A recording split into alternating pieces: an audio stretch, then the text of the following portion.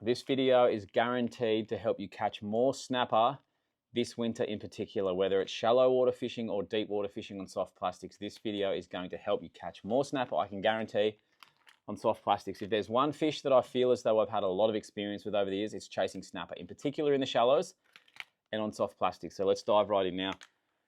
I think the first thing and the first mistake that people often make when chasing snapper on soft plastics is always going too heavy on the jig heads, in particular when those bigger snapper are feeding in close, which is often on those first and last light conditions. Traditionally speaking, I'll just talk you through how a day's snapper fishing would pan out if we're going to do it for the whole day. We would always start first light in close in all the shallow structures. So not fishing big pinnacles per se, finding rubbly kind of ground, and those snapper are going to come in close.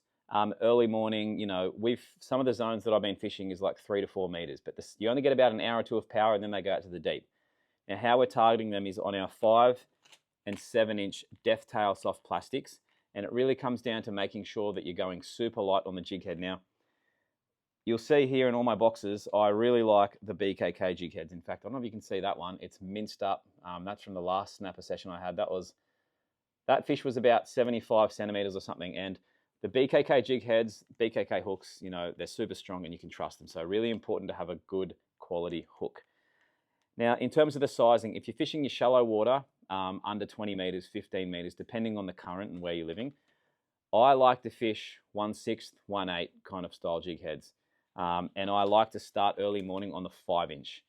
I usually fish in the shallows on the 5 inch, and then when I go deeper, I'll then go to the 7 inch.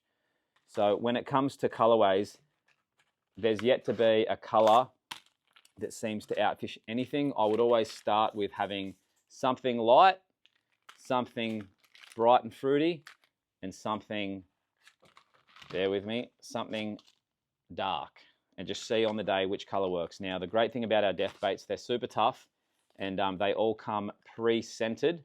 So you'll notice when you get them out of the packet, they're all pre-scented and they're super, super durable. So on the day, if there's one lure that's getting the bite, you can fish it all day. And in fact, you can fish it for the next session.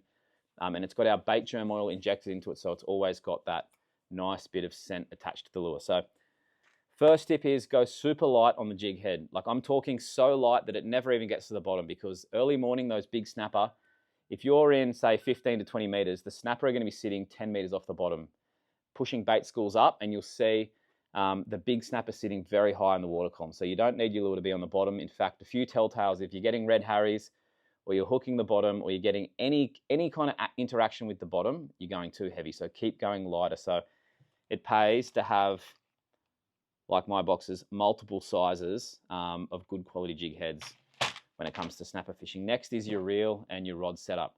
Now, there's a big difference when it comes to snapper fishing, whether you're chasing 40, 50 centimeter snapper versus 70, 80, 90 centimeter snapper. They're two completely different fish. I know a lot of people like to fish 2.5 and 3,000 style reels and go really light. I find a 4,000 is the perfect size reel. The modern day 4,000s are so nice and light. This is a new twin power I got myself. And then when it comes to the rods, a lot of snapper rods, again, they're around that 10 to 20 pound, which is great. And they're 7 foot. I personally like longer than 7 foot. I like 7'2", ideally 7'4". This one is 7'4". It's a missing at sea sample blank, which we'll be releasing soon. But I would recommend a 4,000 reel on at least a 7 foot rod, ideally 7'2", 7'4", so you can get more distance on your casting, and then you can actually work the plastic a bit better. And then when it comes to leader size, I wouldn't go any lighter than, realistically, 30 pound. I think you can get away with 20, but the second those bigger snapper that are above 70 centimeters come along and you're using under 30 pound, you'll get rinsed. And I do recommend fishing a good quality fluorocarbon. So we've talked about going super light on the jig head, good quality gear. With your knots, you may have seen a video that I released. I lost my PB snapper because I ran a loop knot. Now, loop knots are great because they give the soft plastic a lot of action. But you've got to remember, something like our death tail, I'll pull it out of the packet here. You'll see that tail, right? That tail has got a lot of action. Now, you do not need to run a loop knot with our death tail, because what can happen is if you hook a very big snapper and there's a loop knot, that loop knot will split. I had it happen on the last snapper session we did. I lost a trophy fish, so I will not be running loop knots anymore on jig heads for snapper fishing, because the death tail already does the action for you. So tie, just tie your blood knot or whatever it is directly to the jig head. Now, if we're moving out to the deeper water, actually touching base on the shallow water, a few things quickly. Plan your drift before you get to the mark, and then when you get to the mark, kill all your electronics, sorry, not your electronics, your engine, and if you have an electric, cruise up to the zone, okay? You're fishing super shallow water, stealth mode is key, okay? I'm talking like if you've got mates in the boat, turn the radio off. Walk around quietly. If you're in an aluminium boat, keep the dinging and the banging to a minimum. You want to come in super quiet, super stealth, and you want to make sure that you've pre-planned your drift. So if you've got a shoaly reef in front of you, don't go to it and look for fish first. Come around it, turn everything off, and then sound over it as you're fishing it for the first time and stay super, super quiet, because you've got to remember you're fishing, say, 10, 15 meters of water, or for me, I like to fish 4 or 5 meters of water. Those fish are in incredibly shallow conditions. They're hyper aware of their environment. They're in there to get a job done, which is to eat, and you want to make sure they're eating your lure and that they're not hearing you and your mate dinging around like dickheads, scaring the fish away. Okay, so stay super stealthy, stay super light, and stay on the ball. When you move to the deeper water, those fish, the second the sun comes up and that the water column's got too much light coming into it, they're going to start to freak out because they're in the shallows, and those bigger fish are going to go out to the deeper water. Now, what we'll then do is move to like your 30 and 40 fathoms, if not deeper, and start fishing the bigger jig heads. Now, the same principle applies. If we're fishing the 7-inch and we're fishing, say, 60 odd meters, we're fishing anywhere from like 1/2 ounce to 1 ounce, 2 ounce, depends on the day. Now, the tricky thing with winter, you get those offshore breezes blowing. Sometimes it can be pretty rough out there. I don't particularly ever like chasing snapper in deep water. I only like to target them in the shallows. So the second that sun comes up and I've got a few snapper, I'm done for the day. I'm not going to spend all day out in the deep. I'll go and do some jigging and some other stuff. But the 7-inch will dominate in the shallows as well.